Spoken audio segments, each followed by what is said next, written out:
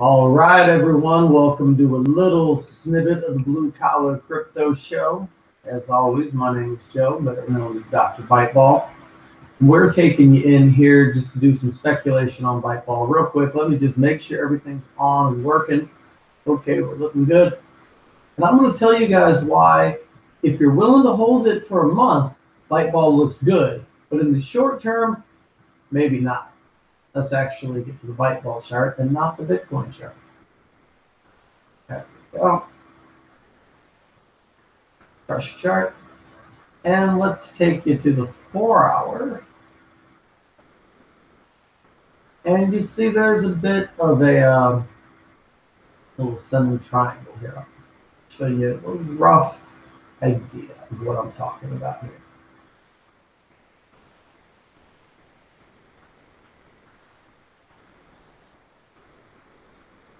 And it makes sense. There's a wide range. There's a lot of volatility.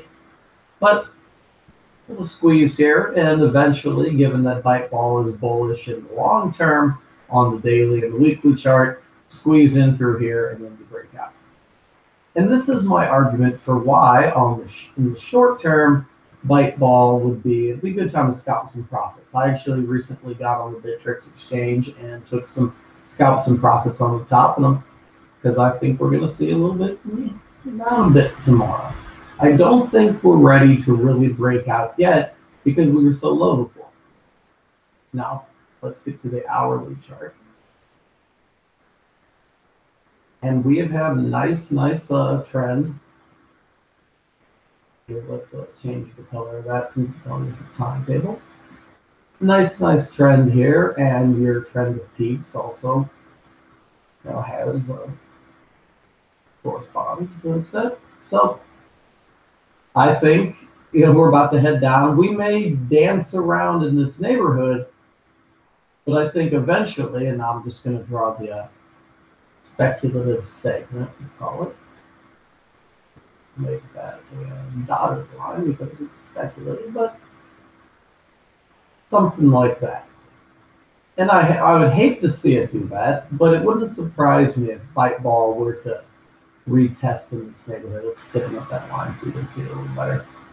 In that neighborhood before going sort of fairly level until exiting the trend. And then of course, for those who are willing to be patient, finally heading northward, because after all, Byteball is bullish. Let's look at the daily chart. Okay. Well, why does Joe say Byteball is bullish? I mean, he owns it. He'd obviously say that. No, it's not just that. I think we are about to enter the fifth wave of the Elliott sequence, or whatever the hell it's called. So what I'm saying by that, and I've drawn this line a lot before here, but just to demonstrate, is point 1, 2, normally I'd make that red, but 3, 4, of course there would be a 5. And if you just want to talk straight up Fibonacci, 0.13 for 13, if you just want to break it down that simple, because look, around 5, a little over. Around 8, a little over. Why not put it at 13? Speculation. It's called speculation for a reason. Now, I'm thinking that wave will come in this neighborhood, and we might see a pretty steep upward angle once we break out. That's my speculation. And of course, if Byteball starts getting above 0.1, I'll start to consider taking some more profits.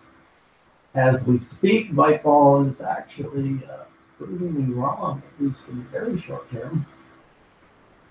5-minute chart. It's trying to nose over.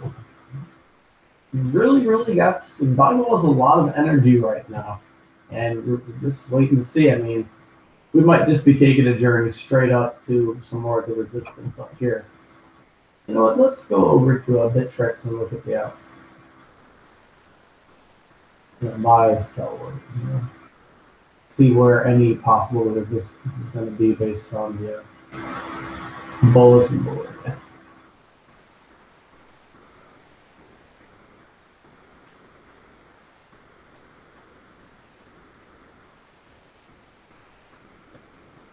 So,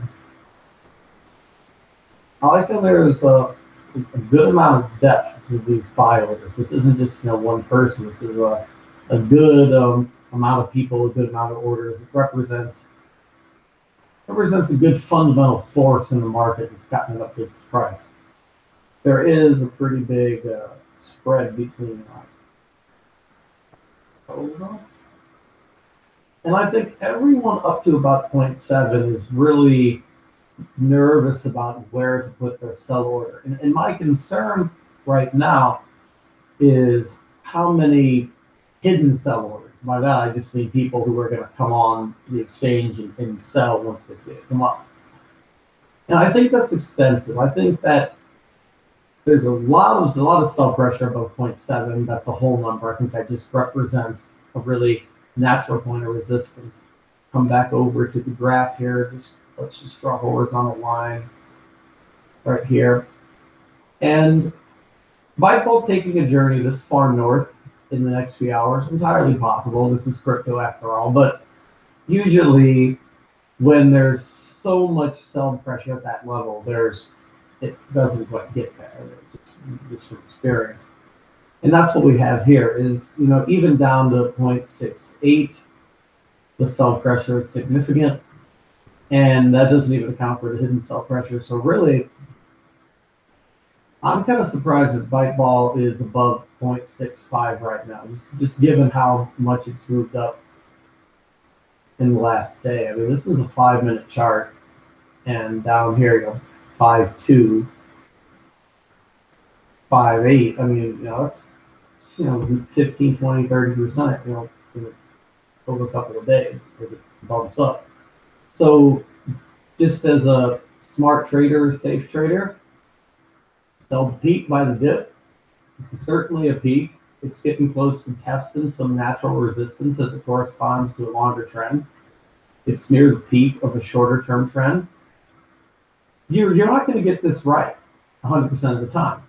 The market can change on a dime. News can come out, this and that. Some whale can decide to pump the coin. But at the end of the day, you got to do your analysis, and you got to make the best decision you can based on factors. And you got to do it over and over and over again until you can demonstrate that the method is effective. And so that's the idea here. And of course, chart analysis isn't everything. I mean, this isn't everything I do. I don't live stream researching Byteball. You go, well, I'll just give you a little demo of one of the things I do. So Byteball, put it in Google, go to tools, past 24 hours, and you look at just everything that you can see that's posted recently about Byteball. So you get this little article on Reddit, a video. I watched this, definitely a video worth watching, a little overview of the 3 biggest DAG coins. And this is how you find gems. This is how you get the latest news. I mean, Bitindie on Twitter, Byteball, okay? And every day I will do this and go through these links and just see, is there anything worth seeing, worth knowing? Because that could really go a long way to dictate what I decide to do with my investments. And this is a major part of it. And I mean, let's get into it. Okay, so it just looks like somebody made a video. I'll check that out in a little while. And if you really want to get into it, going through the forums and reading what everyone's saying, and the developers and the Slack. And it's time consuming.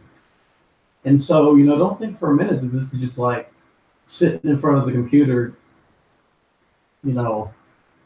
just playing around doing nothing. I mean, you're using your brain constantly here, because you're analyzing the chart, but you're keeping in mind that all the news you're factoring in, and you're speculating. And that it's, I used to be a competitive chess player.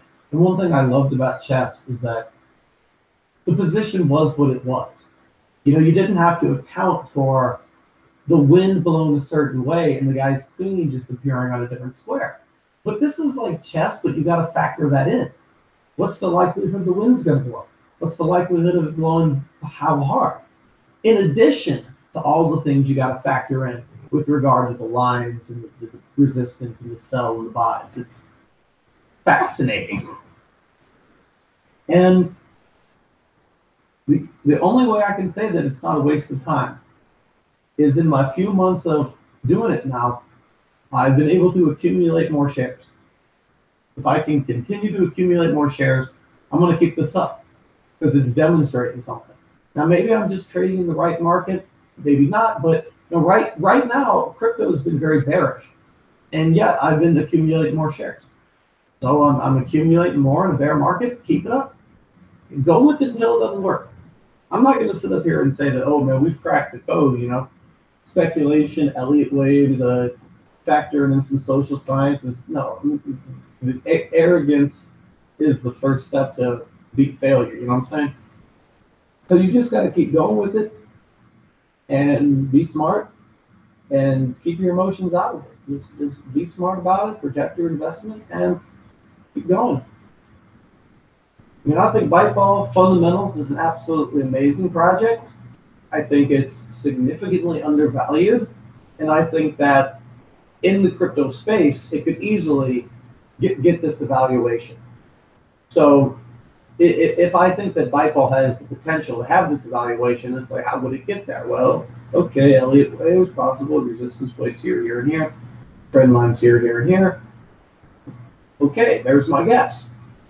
Probably like right here, in this neighborhood, whatever that is. March, we'll see. Over coin market.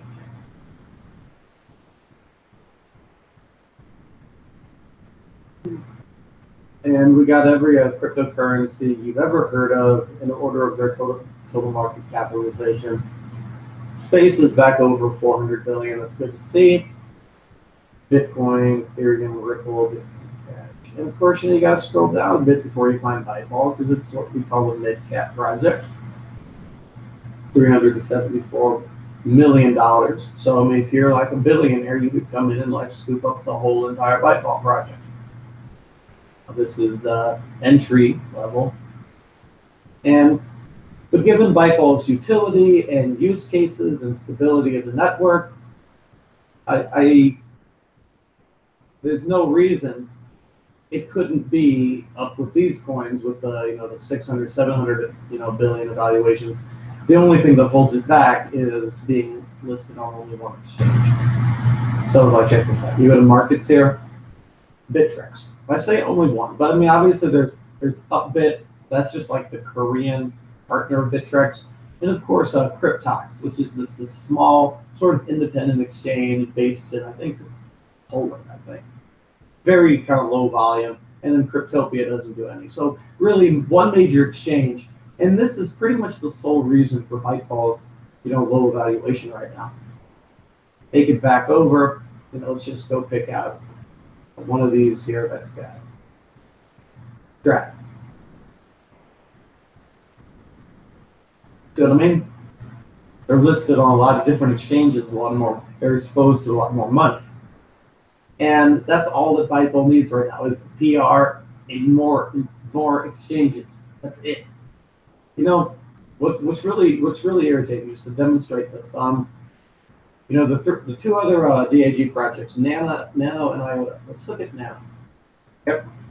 Nano came out of nowhere. Look at the chart here. April 2017. It's younger than Byteball. And literally, $20 million market valuation. This is like nothing was happening with this until the middle of December. Then, wow, all the way up to a $4 billion evaluation. That's about 8.5 times bigger than Byteball right now. And a month earlier for $30 billion. Why did this happen? Take a look. Binance. Rumor that Binance was going to list Nano, kaboom, boom. And then look at the other exchanges and the level of volume. Why was Nano able to get all these listings, but Byteball just remained on Bittrex unknown to the rest of the crypto community. I mean, I have a vested interest in this project. I hold stake in this. And this pisses me off. There's absolutely no excuse. IOTA, take a look at that. Bitfinex, Binance, really? Oh, now.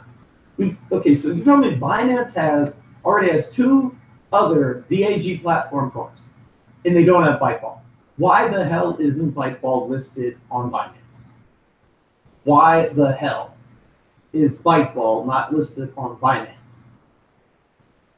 Like, pay them something. Say, Binance, we'll give you a stake in the rest of the distribution. List our freaking token. We're ready as a community. This project has been the sleeper long enough. You know, I've been with this a long time. I have not, I'm not some bandwagon jumper to Byteball.